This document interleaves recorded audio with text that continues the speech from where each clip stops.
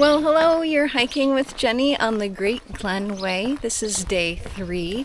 I just left Morag's Lodge and Fort Augustus, and today I am headed about 13 miles and I'm going to wild camp somewhere. Next 3 days are going to be lower mileage count because it's going to get harder. We're going to start seeing some of the highlights of the journey. So there's a choice that we have to make not too far from now where we could either take the high route or the low route. The high route's going to be harder, but there's supposed to be better views. So if it's a nice day, take the high route. And luckily, we are being blessed with a beautiful day. I'm actually surprised because I was warned that today was going to dump rain, which it still could, don't get me wrong, but it's starting out nice, which is not what I expected. The weather here changes so fast, you can never trust a forecast unless it says it's gonna rain, and if so, it's probably gonna rain. But it typically doesn't seem to rain all day, at least when I've been here. Usually it rain for a little bit, sun comes out, rain for a little bit, stop, so it's kind of back and forth. Had a really nice stay at Morag's Lodge, so it's pretty bare bones. Like, you get a bunk, it's extra for a towel, but I was prepared for that. I brought my own towel. And it's extra for the meals. I got the haggis dinner last night. So it was like haggis on top of a potato with some salad and chutney. And it was pretty good. Although honestly, like, anything would have tasted good after the day I had yesterday. They do have a little bar there, so I got a couple ciders. So it was really nice. I'm actually really surprised how much kind of forested areas there are. I know I said that there weren't many trees in Scotland. I was a bit wrong about that. It seems like through the Great Glen there's quite a bit of trees. And that first night when I wild camped, there was actually, I could have brought my hammock for that, but for the rest of the trip, it isn't really going to make sense because there will come a time where there aren't trees.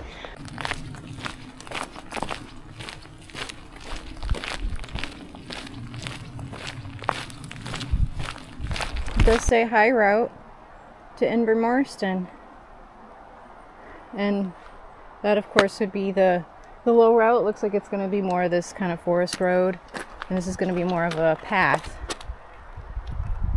Okay, so we're going to climb 330 meters. I don't know what, maybe 1,000 feet, something like that. And it's 6.9 miles to Invermoriston. That's going to be kind of our halfway for the day point, possible lunch break. But we're going to get some views of Loch Ness. Let's do the high road, might as well, right?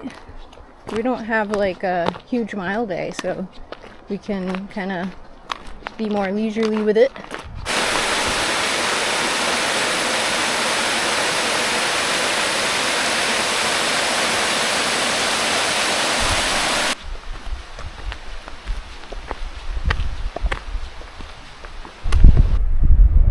Wow.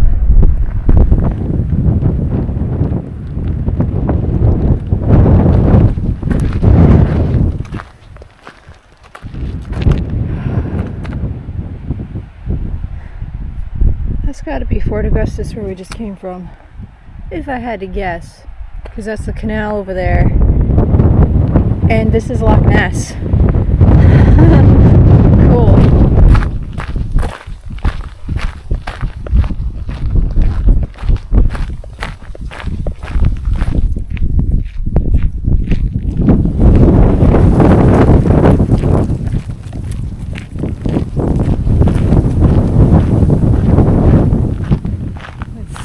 vast. This is probably only a fraction of it.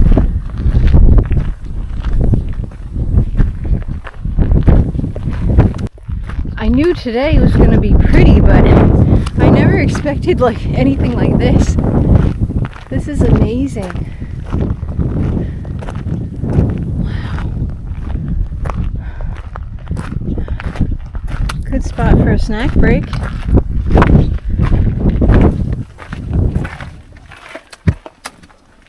Oh.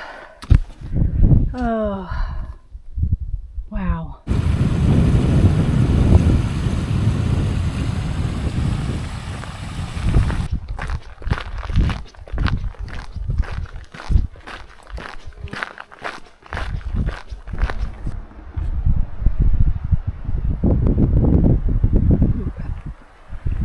Looking down at that makes me quite dizzy.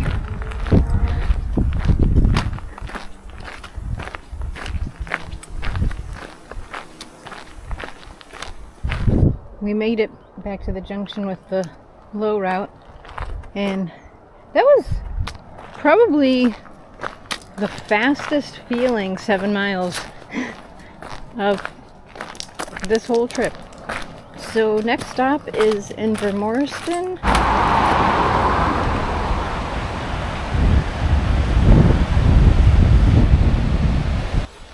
Got some drinking water and toilets right off the trail. Just leaving Invermoriston now. Stopped at the Cafe Rowan. I got tea and a cookie, so I'm pretty hyped up on sugar right now. Oh, from both what I've heard and looking at the lines on the map, we got a steep climb coming out of Invermoriston. Big surprise there. Oh wow, okay. I didn't know this was all ready. Alright, so this is the high road. Let's do it. Pine forest and views. Sounds pretty great to me. Since I'm more than halfway done with this trail, I wanted to give my initial impressions, and that is the first couple days were tough in the sense that they were a lot of miles that were just kind of flat and not a whole lot of like different sort of things to see. But today was amazing and definitely worth all the stuff that came before that for sure. The other thing is, there are a lot fewer people on this trail than I expected. I had read the statistic that 4,500 people through hike it each year. So I'm starting to question that number. Because I haven't seen hardly anybody. I've seen 2 people that were through hiking and 1 person who is section hiking. And I've seen a lot of bikers, so I don't know if they count the cyclists in with that number. I don't know, because it seems like I see people biking way more than hiking it. But this trip on its own is amazing, and it almost feels like I'm stealing, because like I'm here by myself enjoying this when like there's nobody else here, and it just feels wrong somehow. I also started the trail on a Tuesday, and maybe most people start it toward the end of the week or the weekend, so that could be. It could also just be like the off season. The guidebook says something about like most people hike it in April or May, and it's June, so maybe just people don't hike in June. I don't know. I really don't. If you have any idea, let me know. Having a bit of a sun shower right now, and it's making the ground smell really good. Very refreshing after this somewhat steep climb to get up to the high route. still feeling really good. It's funny, like the terrain is harder today than it was the last couple days, but I feel better. And I don't know if it's just because, like, I got a good night's sleep. Maybe I've got a little bit more trail legs now. Maybe I'm just so excited by the things I'm looking at. I'm not as bored. I don't know.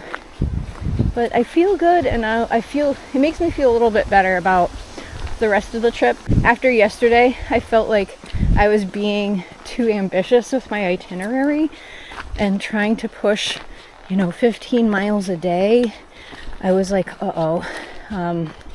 maybe that wasn't a good idea. Maybe I should have paced it out more. But I mean, I don't mind rearranging my plans and figuring it out as I go. But at the moment right now, I feel pretty hopeful that I'm going to actually be able to finish this journey. I didn't think that this sculpture was coming up so quickly.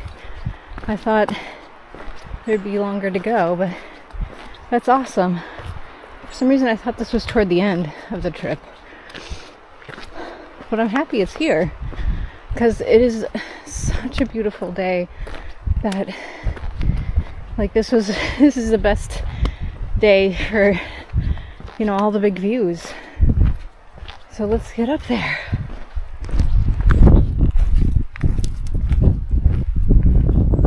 This is called the View Catcher, made from Caledonian pine and local stone.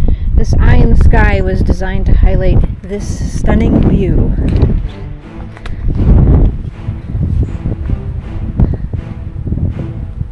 Cool.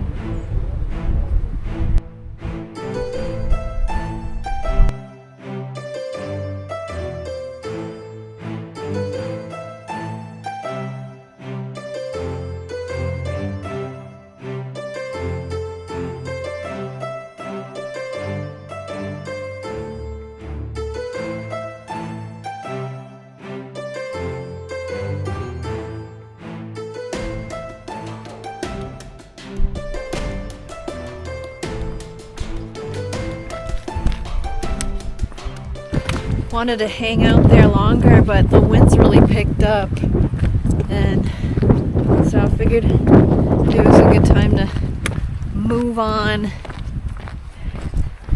Still kind of like sprinkling a little bit, but the sun's out, so it's pretty cool.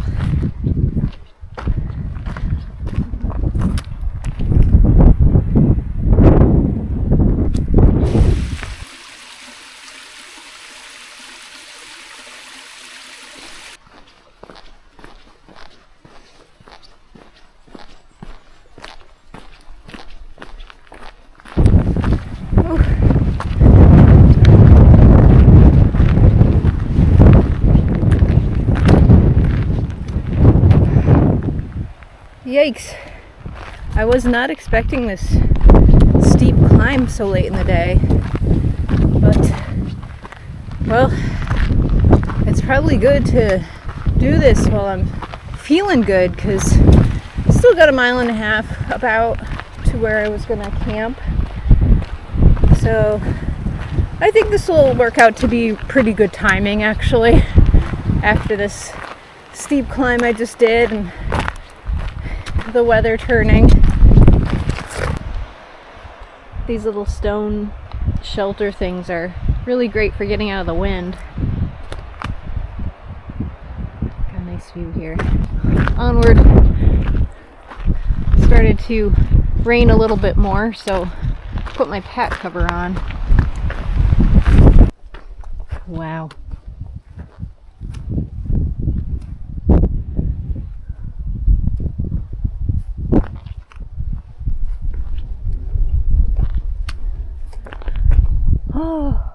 Still walking along Loch Ness.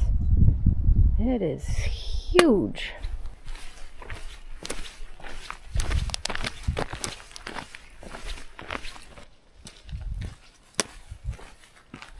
Alright, looks like we've joined back up to the low route. and less than half a mile from where I was intending to camp, which is pretty ideal because it's 6:15 right now, so yeah, it'll probably put me to 6:30 and getting there. It's been about typical for me on this trip. I think this is going to be my water source, so I'm going to gather water here and then look for a place to set up.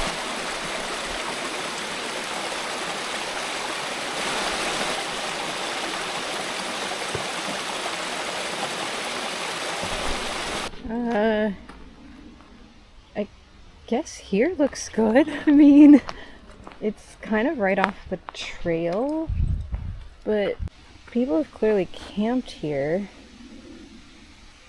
and it seems flat enough. I guess. I usually prefer to be more tucked away, but I don't know if there's anything else coming up. So this might be it. It started to rain like as soon as I got here, and so I just set up my tent really quickly, and then by that point I was pretty hungry, so I just cooked Nate dinner.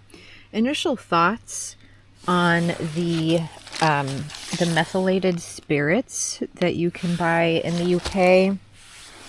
It burns too hot too fast for my stove. I think it could work if I had fewer holes on my cat food can. My cat food can works great for heat, which is the stuff in the yellow bottle that you can buy in the US. But I think for this particular alcohol, I would need something with fewer holes. The other alternative I've heard for fuel that you can get here that's nicer is bioethanol, if you can get your hands on it. I was not able to. So that's something I would look into for next time, is just try and see if I could somehow obtain that. Or maybe I'd bring a different cat food can so that it would burn slower. Because what's happening is the water isn't getting to the boiling point with what I would usually use for alcohol. So I would have to either put more alcohol in there, or just deal with food that's not as hot. So that's unfortunate, but I might end up just using a little extra from now on to hopefully they can go to a boil.